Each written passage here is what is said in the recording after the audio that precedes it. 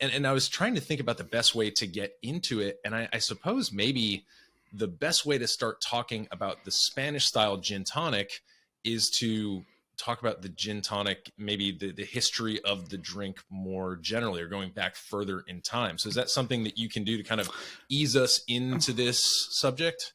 Yeah, for sure. I mean, I think there's still work that needs to be done about the history of the gin and tonic, for sure. I know, I'm trying to think off the top of my head, the early reference is something like 1850s, 1860s, and it's from some record of some horse race or something, and the horse race is finished, and they're like, let's go, gin and tonics, brandy sodas, or something like that, and this is a reference that Camper English found. And that's kind of like the earliest reference of the two things together, and then actually finding more detail is a lot harder. And with many of these things, you kind of slightly suspect this might be a more recent phenomena than we thought it might be, because this is like the first reference of the two things being together, and it was less than 200 years ago. So, there's a reference point there. And then sort of, other than that, most of it is sort of 20th century. Yes, tonic water existed. Yes, Schweppes were making it, and there's Erasmus Bond, and there's all this kind of stuff.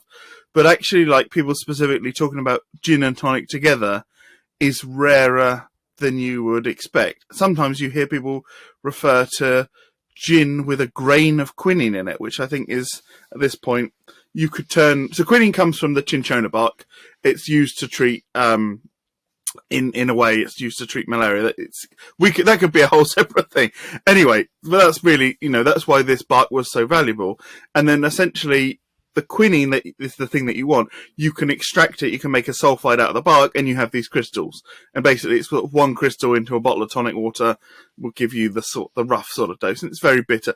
I think my thinking is, like, early on, it would have been served as a powder, the quinine, for the medicinal reasons, and then it might have been mixed with things. I think like a very early gin and tonic wouldn't have been the crystal clear thing that we would know of today. I think it would have been much murkier, and things like that. There's only speculation, not really based on anything, but just thinking about what people had. I don't think that they were shipping out big bottles of tonic water around the empire or wherever, out to India or wherever these far-flung places are, because it just doesn't make sense when you're shipping stuff. So that's, anyway, move to the 20th century, and I think really that was the time when the gin and tonic really shone. Even finding recipes is very hard, because it's easy, right? It's gin and tonic. So why do you need to write the recipe down? I think one of the earliest ones I found, I think it's from either the late 20s or the early 30s, and it's an advert for Gilbey's gin from the Shepherd's Bar in Cairo, and they have a very specific way that they suggest having this gin made. And interestingly, it's with lemon and lime, which I think is quite fascinating. Yeah, that is interesting.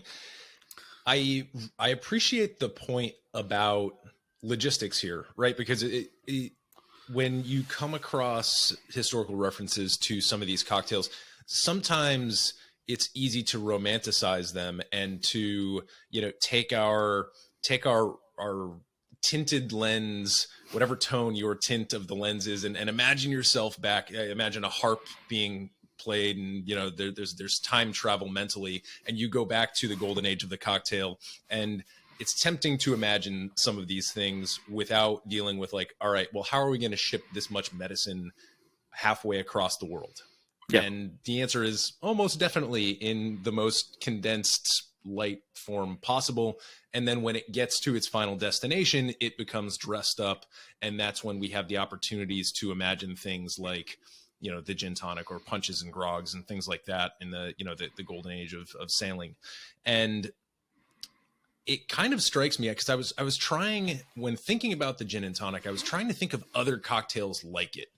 And the only governing principle that I could come up with was simplicity, right? You just mentioned it. It's two things. It's about as simple as a cocktail can get. But if you take the quinine out of the tonic water, really it's three things. It's gin, it's some sort of thing as a flavorant to cover, and then to cover up that bitterness of the quinine, and maybe water was just sort of added a little bit separately. So I kind of think of that original instantiation of it almost like an old fashioned, if that makes any sense. Yeah, I think that's fair enough. And certainly when if I was going to make a early style gin and tonic, which is just based on supposition as opposed to any evidence, but it's a nice drink. That's what I will do. So it'll have the gin, I'll have some tonic syrup, and then I'll have some citrus juice. So in some ways, it's a bit like a gimlet or like a daiquiri in some ways, but I would serve it on the rocks and have it kind of.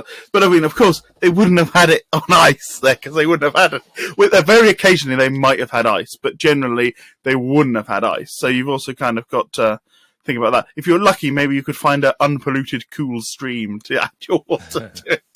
True.